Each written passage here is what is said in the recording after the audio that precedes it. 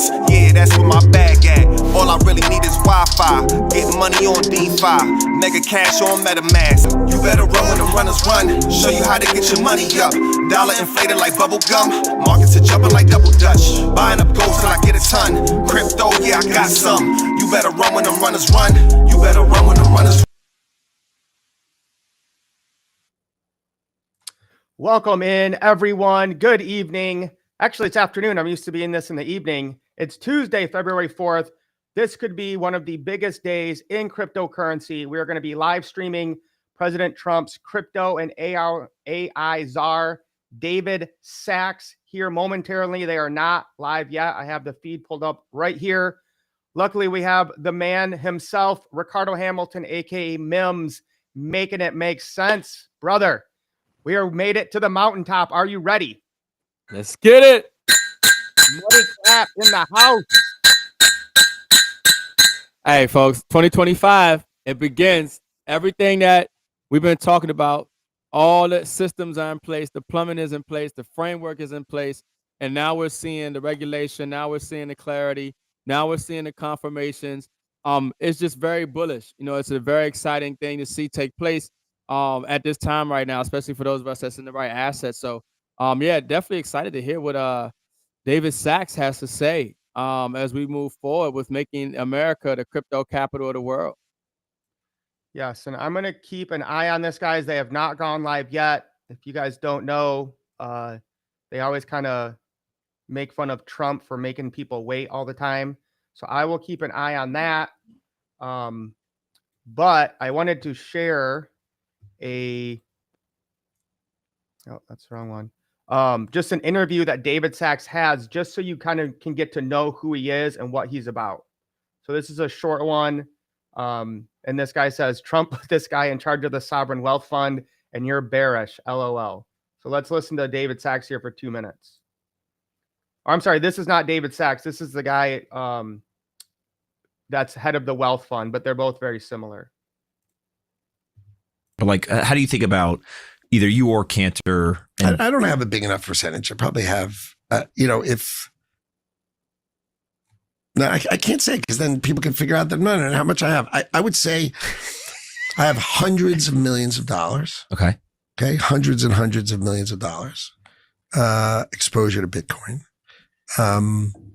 And it will be billions. I was going to say, so next year when you come back and we'll do this again and you'll be a Bitcoin billionaire. And yeah, but you remember that model I told you? So if every time Bitcoin dips, I'm going to be the buyer. Right? Trust me, I know why you're doing the lending. It's all coming. Listen, you don't have to explain that one around here. So yeah, I got the 50% Bitcoin, I got the Bitcoin lending, but basically what you're going to see is Cantor Fitzgerald. It just went live. 1 second.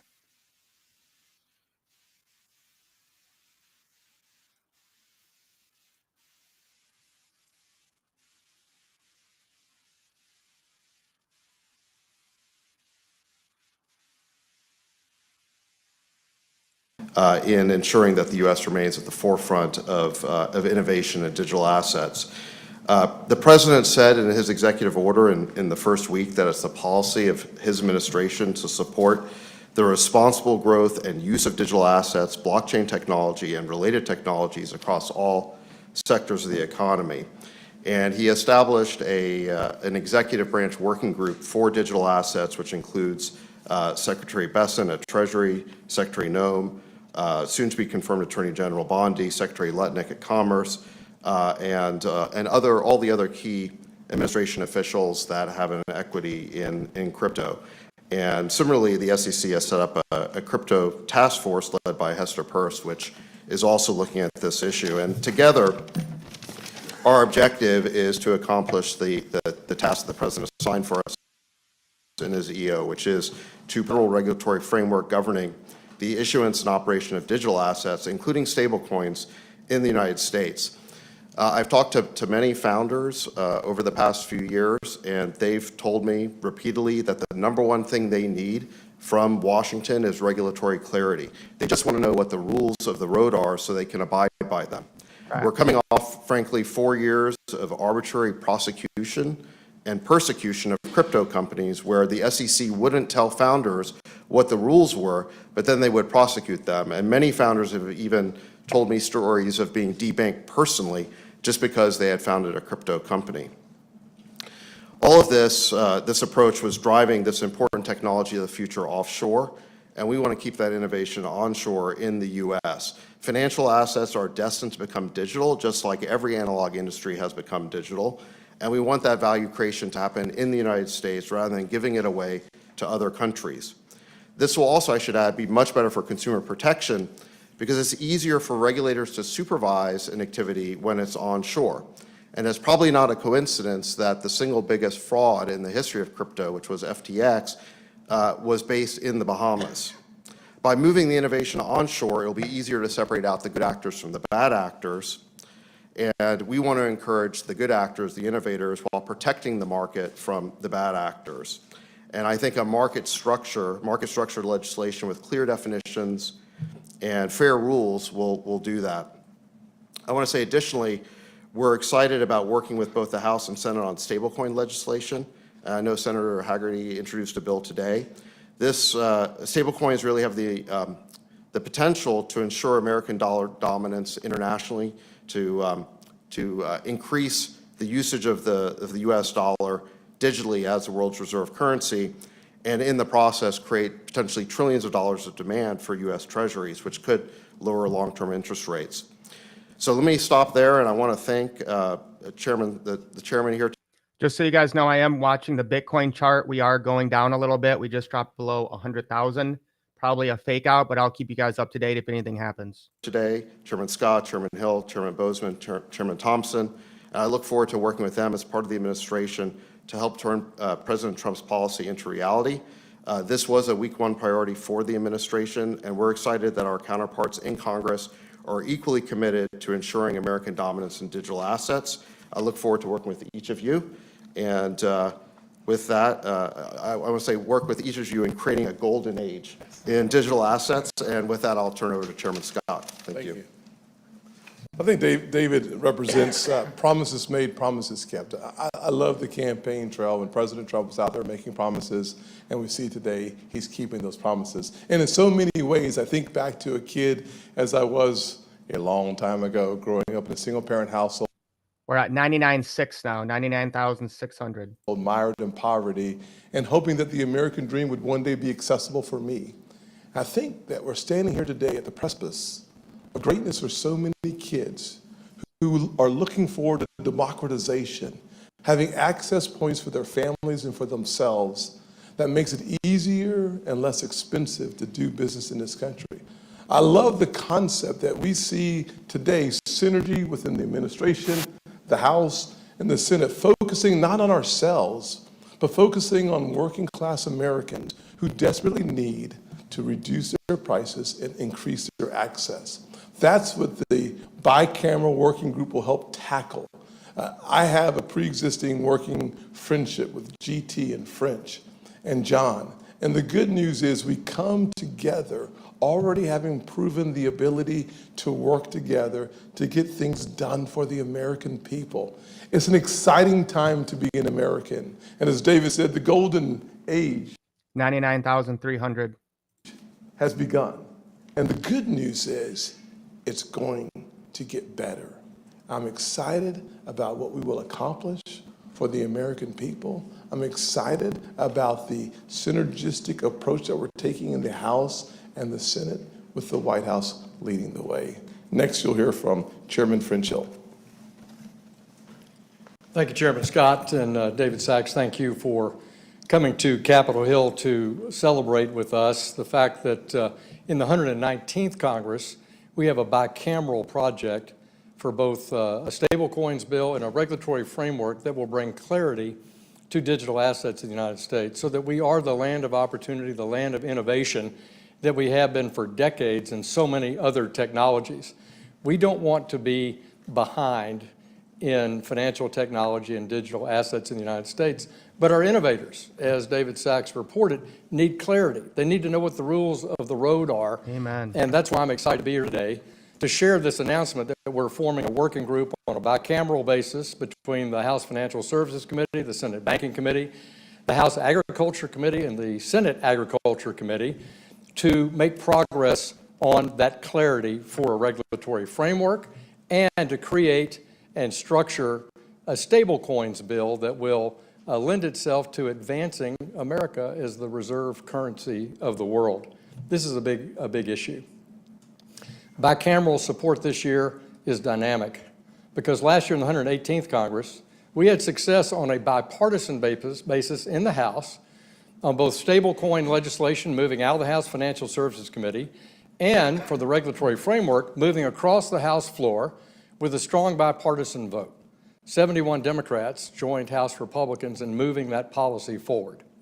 So in my view, with the wind at our back of a leader like President Trump, who knows that financial innovation, financial technology is where America's heart is, where our entrepreneurs' our hearts are, that will lead from the executive branch. And now, with this bicameral partnership with Senate Agriculture and Senate Banking, along with our House committees, I look very, very forward to the success we're going to have in the 119th Congress.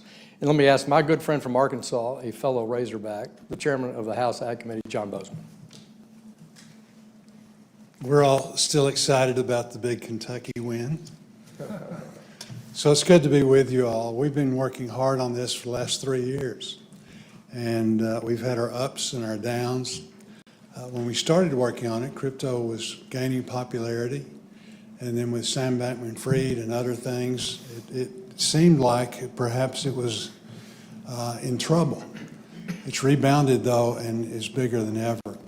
So our goal is to make sure that consumers are protected, make sure that the industry, in order for it to grow and be able to offer all of the things that it does offer to the various disciplines that are out there, whether you're a bank or whether you're investing a client's money for their retirement or whatever, you've got protections, there's structure in it, and it will allow the industry itself, because it is regulated, people can have confidence in that, to grow.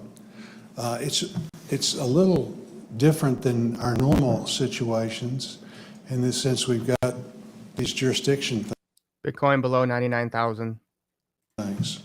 So I'm the chairman of AG. Why am I here? Because we have the Commodities Futures Trading Commission, and some assets are commodities, some are securities. So the SEC has jurisdiction over the securities. CFTC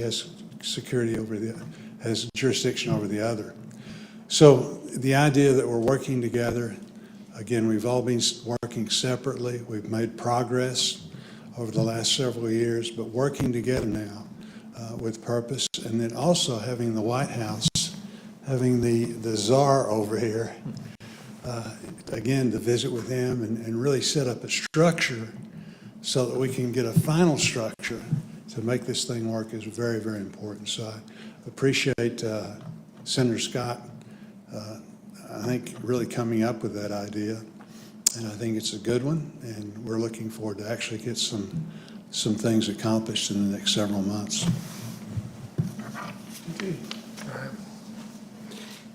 Good afternoon, everyone. I'm Congressman G.T. Thompson, Chair of the House Agriculture Committee. And this is what we're doing today is sort of the next step and what will be a milestone, which will be a great accomplishment for our country. America really was a leader when it came to Internet 1.0, right? It was the Internet of knowledge. And the Internet 2.0, again, it was America that led that for the world, not just for our citizens, but for the world. And that was the Internet of things. And then Internet 3.0 is what we're talking about today, and that's the Internet of value. And we're approaching it in a principled way. My colleagues here mentioned a couple of those. Number one, do no harm. Protect consumers, provide that regulatory structure, that certainty, both for the industry, but quite frankly for the consumers as well. And secondly is foster innovation, because the opportunities are just really are unimaginable. Well, what I believe is that whatever's over the horizon is going to be very, very exciting. So I'm really, well, first of all, just very thankful to President Trump for his historic efforts to bring regulatory clarity to the digital assets markets. His leadership with the work that David Sachs is going to lead on his behalf is going to be a game changer for American competitiveness in the global race to build the new economy. The president could not have picked a better person to helm his AI and digital asset efforts. David brings a wealth of experience in exploring new technologies and building successful businesses to this new role. You know, we've had great conversations, and I know that he is laser focused on bringing certainty to digital asset markets. I want to congratulate my friend Chairman French Hill. He is the right man to lead the Financial Services Committee in the House at this moment, in this time, and he's a great partner and the type of leader that we need to advance this issue. We worked incredibly well last Congress together alongside Patrick McHenry, and I'm excited to build on that work together. I also want to congratulate our newly elevated Senate colleagues, Chairman Bozeman and Chairman Scott. Perhaps there's no one more pleased than me to be able to say Chairman Bozeman.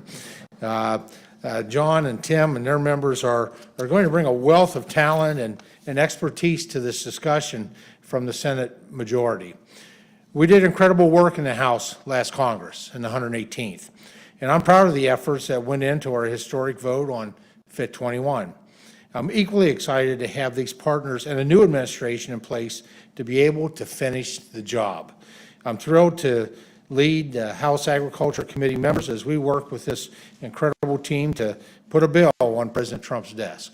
And I think at this point we're going to be in a position to take a few questions. Thank you, everyone. We're going to take some questions from the crowd. When you direct your questions, can you please say your name and the outlet you're with? Emily, we'll start with you. Emily Wilkins, CNBC. Thanks so much for holding this today. I wanted to start off, you're talking about legislation. Can you talk a little bit about FIT 21 last time, the bill that you plan to introduce again? What differences are you going to see now that we have the trifecta in Washington? Well, thanks, Emily. We did do good work, good, strong bipartisan work on FIT 21, which was the clarity for a market structure bill. That bill, I think, had the basics for the exact bill that we'll propose to introduce again in the 119th Congress. There may be some modest changes, but it had bipartisan support. We did a lot of work in our markup and in the floor preparation for it in both the Ag Committee under Dusty Johnson leadership and G.T. Thompson's leadership and in House Financial Services. So on the regulatory framework bill, that will be the approach that the House takes. On stable coins, I think you'll see us have a bill that's very similar to the approach that's been taken in the Senate. Recently, Senator Hagerty's introduced legislation. That bill was closer to the original proposal that Patrick McHenry put in place early in the 118th Congress, and I think you'll see the House expose a draft for stable coins that would be similar to the approach taken by Senator Hagerty. But let me ask GT or to comment or Tim. So I established this year a digital assets subcommittee so that we could take a deep dive into market structure as well as stable coins. Good news is stable coins led by Bill Hagerty on the Senate side out already today. We've seen Cynthia Lummis is a co-sponsor. Market structure is a place where you have left and right leaning in. We have members from Gillibrand and Lummis working together in the past, now working together in the future, coming to the table to create the framework for the Senate so that we can harmonize FIT 21, the parts that we see as a path forward to a signature into law. So the good news is, from my perspective, having the Digital Asset Subcommittee really working on the market structure at the same time, simultaneously having Bill Hagerty lead the conversation around stable coins, having that bill out for us to take a look at, and there will be an amendment process, will be a part of that for us. And then hopefully, very quickly, we'll see the House, they're working on it as well, so we'll have a legislation that's able to go to the President's desk. Let me just say I'm very proud of the work that we did in 118th with FIT 21, and that was done in You heard others talk about, we had Republicans and Democrats, certainly in committee and on the House floor, significant vote that we achieved, but I like to say we achieved that in a tripartisan way. We worked in bringing the industry, bringing key stakeholders to the table. And so I look forward to, quite frankly, on working with my colleagues here and President Trump to, to continue that process of refining what we do, whether it's market structures and the other aspects of this bill. Brendan Peterson with Much More News. I wanted to ask if you all are thinking about making changes to anti-money laundering law as a part of this push, given the concerns we've heard about debanking the crypto sector and beyond, and the broader concerns about money transmitter licenses and the sensitivities of AML. Yeah. We're certainly open for discussion. One of the things that the subcommittee will take a look at is the whole playing field. I mean, at the end of the day, to get all of our members on board, we're going to have to be open to comments and thoughts on the issue. I think we're in a good place. The Bank Secrecy Act is something that we've discussed with the other side. They have a focus on it. I think that the broader conversation should not be about digital assets alone. It's about bad actors doing bad things by any means necessary. And so having that conversation from a panoramic view and not simply from an digital asset perspective is going to be important for us to get to the end of that conversation. Brendan, I would add, having been the subcommittee chair in the last Congress, and Brian Stiles is going to have that mission this time. He'll do an excellent job, I think, on the market structure bill and the stablecoin bill as it relates to the security aspects of it. We were very sensitive in the 118th Congress about the law enforcement aspects of digital assets, not any different than we are about any other means of transfer of or payment method, whether you're talking about cash or the ACH system or real-time payments. This is an important point. I agree with Senator Scott completely. We'll listen to our members. But in the drafts that we pro-offered last year that, as I say, we had bipartisan support for, they had strict AML standards in them for this digital arrangement for digital assets that are not unlike the requirements out in the analog financial services space. It's why we call the bills fit for purpose, because this is not an intermediated form of finance anymore, and so these laws have to reflect how transactions are conducted. But AML and BSA are important for every member on both sides of the Capitol. Thank you for doing this. For both of the stablecoin and the FIT bills last year, I'm just curious this year whether you have any idea of the timeline when you expect to get those worked through Congress, and then also could this ride along anything like the Farm Bill, for instance, given the agriculture connection?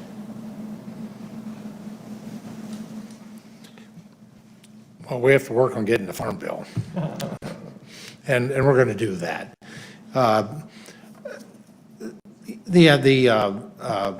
The time-wise, I think one of the most important things we're doing now, with every Congress, we have new members that retire or are defeated, and we have new members coming in. So we're starting that now and have started member education. And quite honestly, crypto is not the easiest thing to wrap your mind around. Not everyone comes into Congress with a good, full understanding and a thorough knowledge. And so member education is what our first goal is here. And then how it times up, it is, I think we've shown the ability to be able to move a market structures bill, well, FIT 21 as a whole, out of the House in the past. I think we're probably in a really good position to, when we conclude our work and preparation this time around, to be able to do that. So I don't see this being attached to a farm bill. Notice he said education, guys. What do we say all the time? I would say, if I was thinking about this a little bit, I think what we have is an opportunity to get things done. My theory is the first 100 days of a new administration is important. On the Senate side, my goal is to be as aggressive as possible to achieve an objective of having bills through the Senate in 100 days. Nice. Just to go back to Emily's question on this and combine it with timing, Maeve, is here's the way to think about it. We did a lot of work in the 118th Congress in the House So we're prepared to move forward in the House Financial Services Committee, and I won't speak for Chairman Thompson, by introducing legislation or having discussion drafts of our legislation, attaching those to a set of committee hearings. But it's exactly as GT points out. We have new members. We've got to do new member education. And so we have to level set here. This is why Chairman Bozeman and Chairman Scott have stepped up digital assets at a subcommittee level to bring members along and do that member education here in the Senate, something that in the House, we had the benefit, obviously of 2 Congresses working on that. So I think a key element now, though, is the education and technical assistance that can be provided to members both in the House and Senate from the executive branch now as President Trump's leadership posts are confirmed, and key among them is his AI and crypto advisor, David Sachs. And David, would you want to speak to this issue of helping members come up to speed? Yeah, I mean, absolutely. So this is what we're here for, and I actually did a session even before the start of this Congress with Speaker Johnson. We did a great sort of open dialogue with members of the House in that case, and I think part of what we're here to do is provide resources on education. Some of them can be outside advisors, kind of luminaries in the industry, and we're talking to a lot of those people. And then, I'm also available anytime to talk to members about this. It can, crypto can be a esoteric subject, and it is good to explain it, to kind of demystify it, because I think once you understand that, you've kind of got the cryptocurrency itself, like Bitcoin, but then what it really runs on are blockchains, which are just distributed ledgers. It's really a new type of decentralized computing platform, and there's a lot of things that can be built on that computing platform. So in any event, we're happy here to provide those resources to help explain it, both on Capitol Hill and beyond. Thank you. Jackson, Glad he mentioned blockchains. Thanks for doing this. Senator Hagerty is out with a stablecoin bill today. Given that that's out there and that there's been more consensus in the past on stablecoins as opposed to market structure, do you plan to move first on stablecoins ahead of market structure? And relatedly, to what extent in both of these processes do you plan to engage Democrats versus going at it alone now that you have the trifecta? Yeah. So the bill's out, as you know. We have been working with Democrats already on the bill. You'll see co-sponsors will line up on both sides. Good news is that the bill is moving quickly.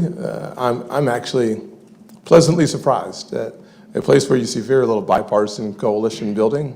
The members of the committee, as well as folks like Gillibrand off the committee, are very anxious to have a win in this digital space. And so for the first time in a long time, there's a reason to take a deep breath and release it, because the legislation moving forward very quickly is happening. Good news is they have had, as French said, a lot of time working on the legislation as well. Finding the places where there are disagreement will be the key for us getting it to the president's desk, and that's where I think the task happens next, is to take a look at the component parts of Hagerty's stablecoin bill. But that's what we're moving first, is stablecoins. Makes sense. In the House, and I'll speak for the Financial Services Committee and then yield to my friend GT, we're proposing that we'll essentially move the stable coins and a FIT 21 type structure, as I've now answered that question 2 or 3 times, on a similar track, meaning we're going to begin that process where we left off in the 118th Congress. And we worked hand in glove diligently with our colleagues on the Democratic side of the aisle in the House. Many of the ideas that are reflected in the market structure bill and some in the stablecoins bill reflected views from the minority party in the House. And we'll continue to do that. And you'll see that as we move forward with a set of hearings and the discussion. So I remain committed to trying to make these bills bipartisan success in the House. And certainly we'll cooperate with the senators and try to be a part of any kind of educational effort here on a bipartisan base to support their efforts here in the Senate. GT. Bitcoin at 98.5. I really don't have anything additional. All right, last question, Jennifer. Thank you so much, Jennifer Schonberger with Yahoo Finance. On the campaign trail, the president said he supported the Bitcoin reserve. I'm curious what the plans are for that at this point, and would the Biden administration consider putting crypto into All right, this is it. Hit him, David. So one of the things that the president instructed us to do was to evaluate the idea for a Bitcoin reserve. And so that is one of the things, that's one of the first things we're going to look at as part of the internal working group in the administration. So as soon as we get all that set up, we're still waiting for some cabinet secretaries who are on the working group to get confirmed. So we're still in the very early stages of this. But that's one of the first things we're gonna look at is the feasibility of a Bitcoin reserve. I think the concept of the sovereign wealth fund's a little separate, and you'd have to talk to Secretary Lutnick, or soon to be Secretary Lutnick, about that. Thank you all very much. Bitcoin just Yeah. responded very positively off what he just said, which is kind of the most important question. Yeah, he looked at the feasibility of it. Yeah. The feasibility is the key word. Very, very interesting. You know, all of this that we're looking at, folks, this whole thing is, the whole takeaway that you really should get from it is that you need to be in blockchain and crypto. Okay. The Senate, this government is moving along with blockchain and crypto. Stablecoin bills and things are being going to be passed. Okay. And so the sooner you get into the space now, the better for you. Because once these bills take place, you're going to see institutional money. You're going to see big money come in, and it's happening. You know, you're going to see this stuff take place over the next, 30, 60, 90 days. And so when you hear him talk about blockchains, I'm very glad that he made that distinction because, I tell people all the time, the most valuable asset in the blockchain and crypto space is education. It's so important that you get educated because unfortunately, when somebody hears crypto, they correlate it to a scam that they heard about or fraud, or, they look at it as risky, which there are elements in crypto that deserve that label. But it's understanding the technology, the distributed ledger technology, if you heard what he said. He talked about looking at the blockchains, okay? So that's the key thing that piqued my head up, my ears, because that's what I like to hear. Because that's what it really comes down to, the technology and the blockchain. You understand this technology and you're getting ahead early into it so you could position yourself for the largest wealth transfer in history. So this is good news. This means that you need to get educated. Like if you're watching this and you have your crypto sitting on centralized exchanges, if you don't know how to move crypto, if you don't know what digital assets you need, if you don't know what different blockchains there are, if you don't know how to use decentralized exchanges or wallets, how to look onto these ledgers, how to get into DeFi, how to, take advantage of, nodes and different things on the blockchain. Like you need to get educated. Okay. You need to follow the right people. You need to plug in. This is what we do. We've been doing this for years now. But I mean, I'm happy with what I heard. And that's moving forward. Mike, what do you got? What's your takeaway? So that last question was kind of the big thing that everyone wanted to hear. And so he did say Bitcoin strategic reserve versus cryptocurrency strategic reserve, or more encompassing. So that's probably bullish on Bitcoin, as a lot of other coins were hoping to be in that reserve.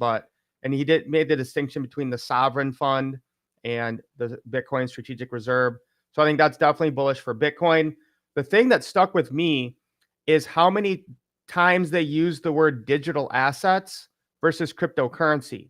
And I've heard him on an interview say we need to get away from even using that word currency because it scares so many people. And then it kind of falls under a bunch more regulation because obviously Trump and most people that are like more pro-American, they want the dollar to still be relevant. If the dollar goes down, we probably all go down. So it's time to stop looking at Bitcoin and these digital assets as competition, but really more support for the dollar.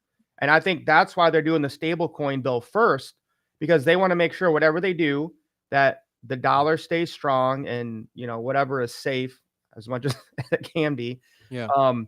But again, I think thinking of these as digital assets and that scarcity and the value of the ownership is much more of a better word than a currency, right? Because I don't really want to go out and spend my crypto on goods and services.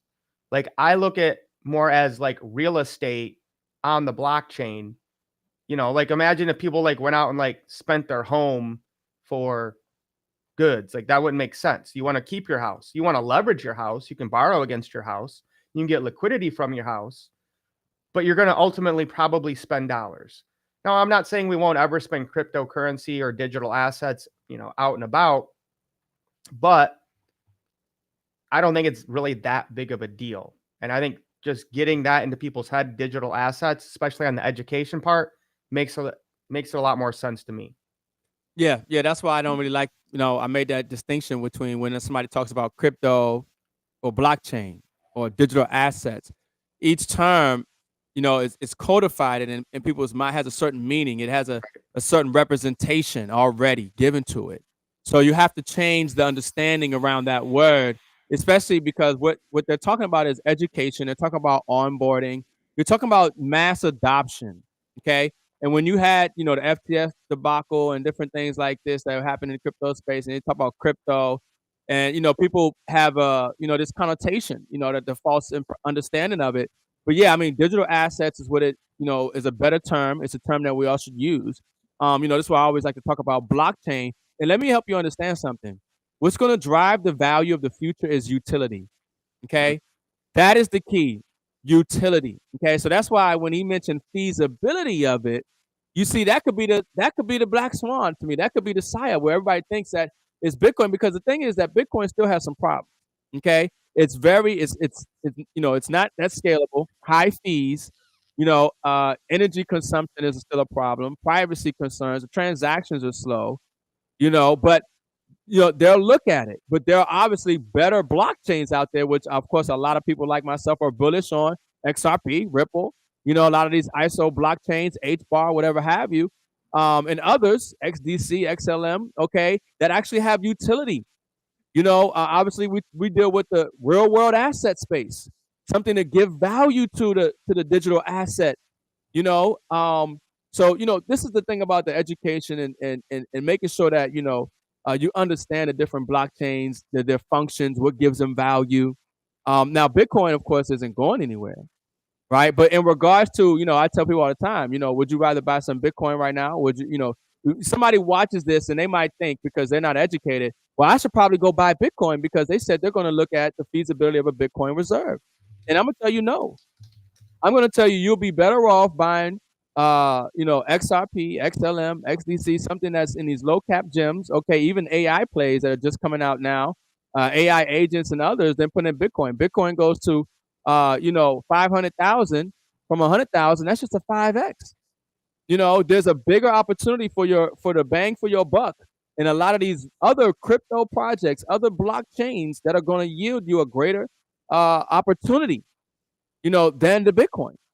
But it's exciting to see, that this conversation, this events are taking place right now, because 2025 is going to be a phenomenal year. Watch what happens by summertime. ISO regulations are taking place in March.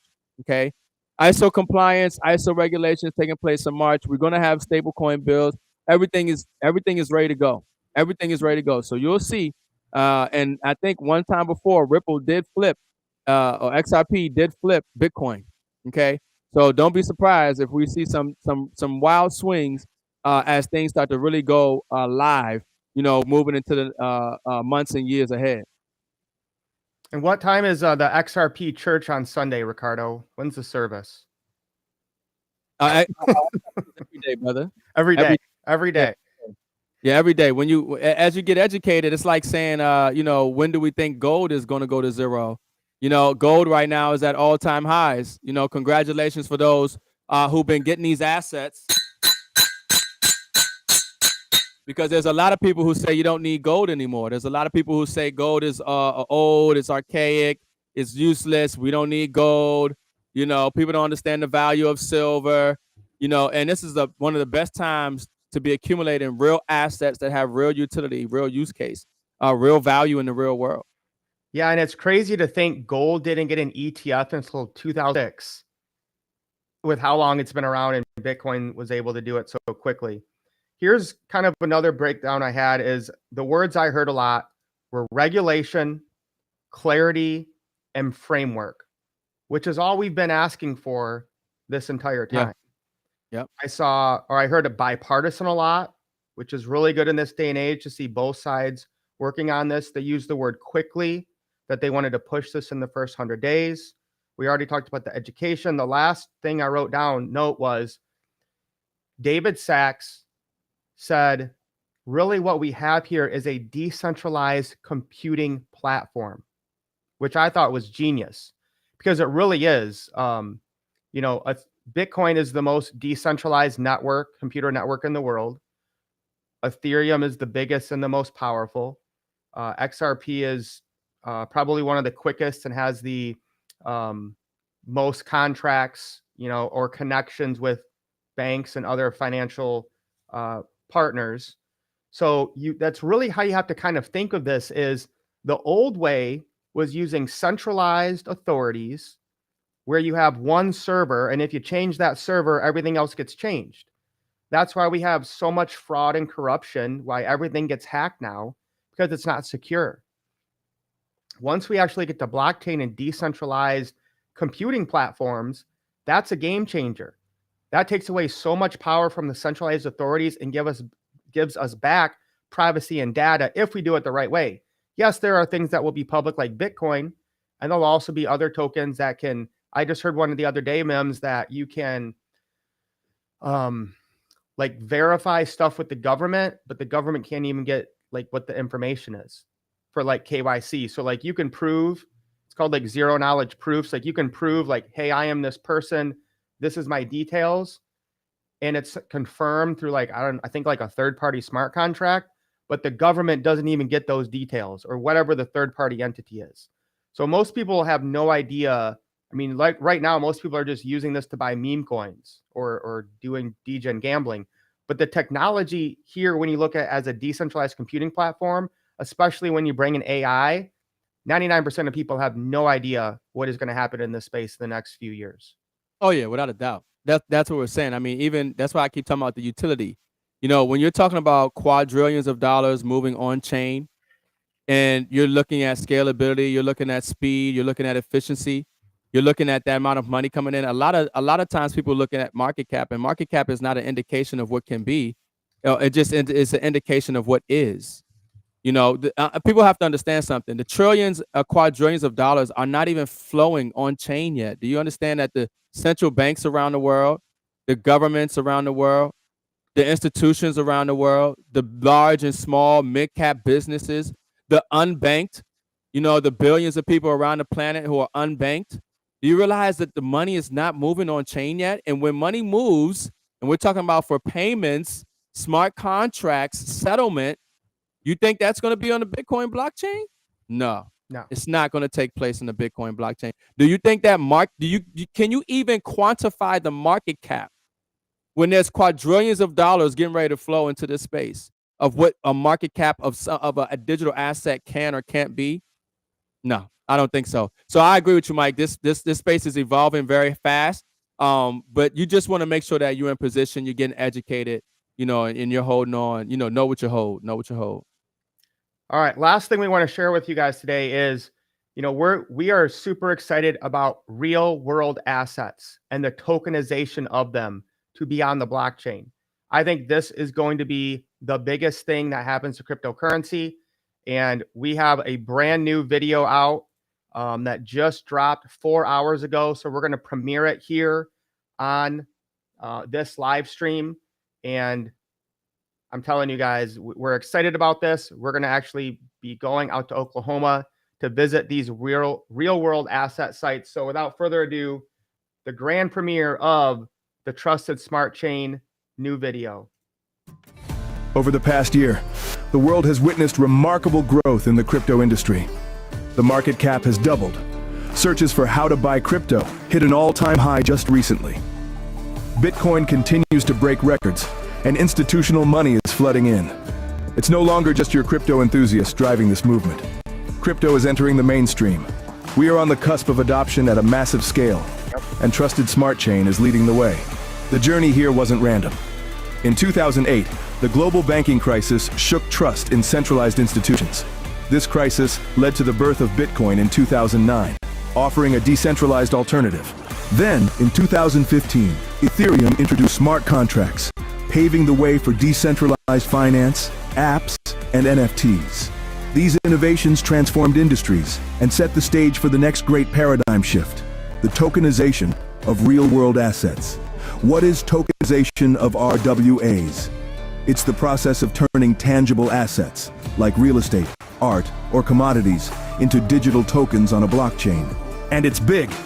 In 2021, the market was valued at $2.4 billion. Within the next 5 years, it's projected to reach as much as $16 trillion. But as promising as this is, challenges remain. Valuation discrepancies, misrepresentation, rug pulls, hype and speculation, high fees. These issues have plagued the industry, creating barriers to trust and mainstream adoption. That's where Trusted Smart Chain comes in. We're solving these problems by establishing a universal framework for tokenization. Every real-world asset will align with the SEC as an investment. This means upfront audits, full transparency with asset statements and P&L reports, and a commitment to trust and integrity. Well, I'm getting goosebumps over here, Mims. This is a lot for people to take in. So I just want you to Mims that last part and how huge it is given the press conference that we just watched. Yeah, I mean, folks, there is going to be a blockchain. There's going to be companies that are facilitating the transfer from the old financial system to the new financial system. They're doing it the right way.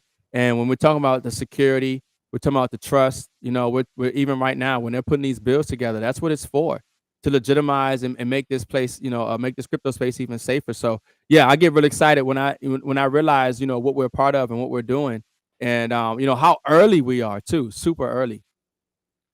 Yeah. So, I mean, actually filing with the SEC, having the audits, full transparency, this is really nothing we have ever seen in cryptocurrency or digital assets. Right. Yeah, this is the first blockchain to ever do that. The requirement. At Trusted Smart Chain, we're shifting the industry from hype and speculation to tangibility and substance. The future of crypto depends on utility and solving real problems, and Trusted Smart Chain is paving the way. At the heart of our ecosystem are our node operators. Nodes facilitate transactions on our blockchain, ensuring a safe and secure network. In return, operators earn daily digital rewards. This isn't just about supporting infrastructure. It's about unlocking financial opportunities. When you become a node operator, you also join the Trusted Society, an exclusive community offering access to education, networking, and global events with like-minded innovators. We know there are many good people who want to improve their situation in life. Abundance makes good people better. And with Trusted Smart Chain, we're creating an ecosystem built on trust, transparency, and opportunity. The future of crypto is here. The future is tangible. The future is Trusted Smart Chain. Take action today for an abundant tomorrow. Man, I just love that video, and I love what they said there at the end too about the education and the network. Two things that people somehow tend to overlook often. Yeah. Yeah, no, this is huge, folks. When we tapped into, you know, some of the best projects that are launching in the blockchain and crypto space, definitely tap in and stay plugged in. Congratulations to everybody who did get their software, okay, at the phenomenal price of $1,500. Listen, $2,500, it won't last, okay? $2,500, it won't last. All right, I got to leave in like 2 minutes, but this just happened. We got to talk about it. We have new assets on the T7X exchange that are coming. So Ricardo and I will be visiting the Grow Estate and the oil refinery production. This is actually called a White Cloud Investment Token. So we'll be visiting those, doing lives from there this week. And these are new, the California Dreamin' token. Now, only accredited investors can get into that right now. Looks like they're going to have a stable coin. And then the royalty coin, I'm guessing, is something to do with the exchange. Again, that's accredited investor. So the level they have going here, guys, to bring on accredited investors, which is why they are being registered with the SEC with Reg A and Reg D, and the fact that the TSC, Trusted Smart Chain blockchain, has the real utility to go from the real world investors to the actual RWAs, and then the RWAs distributing dividends through the trusted smart chain. Like, that is real utility, like very few tokens have in this space. So Mims, I'll give you the last word, but people definitely need to DM us, make sure they are getting connected to really profit off of this RWA narrative. Yeah, definitely DM us RWA, real world assets, so we can get you the link and everything, and get you these nodes for 2,500 before the price goes up, because the price will go up from 2,500. So definitely take advantage. And the major thing that you guys really got to understand is that accredited investors can only participate in those real world asset projects. But guess how they participate? They have, if from my understanding, they have to get TSC coin. Okay, so understand that drives value use for the TSC coin, that us as software node operators, that we are rewarded with daily. They need that to invest in these real world assets to get the return that these real world assets produce. Now, guess what they're getting the return in? The TSC coin that you as a software node operator is rewarded in every single day. And guess how that coin is got? Their asset manager has to acquire that coin on the market to pay it out to the investor for their return on their. So this is huge, folks. This is huge, massive. Don't wait. Okay, I got about 10 of those software nodes myself. Okay, and I need more. Okay, I'm just telling you right now, this is how big this opportunity is when you're talking about a blockchain company that's American based. It's a layer 1 tokenization of real world assets and securities on the blockchain. Okay, and when you're talking about the billionaires that are behind this, the investment bankers that have taken companies public on Wall Street. Okay, and when you're talking about, even a mayor that's out in Utah, on the board and behind this, and then when you're looking at just all this exposure to real world assets and what's taking place in this blockchain space right now, you definitely want to get in. You definitely want to become a software node operator and get in for 2,500 before the price goes up. Yep, time to take action, guys. Thank you everyone who jumped on the stream. Like the video, drop some comments, share it out to people so they can get educated in this blockchain space. This is kind of our live for today, so just follow the runners. You guys know where we're going to be at, and we'll go live and send out the notifications when we can. All right, guys, have a wonderful day. Money clap it on the way out. Lace up, let's get wealthy. Peace.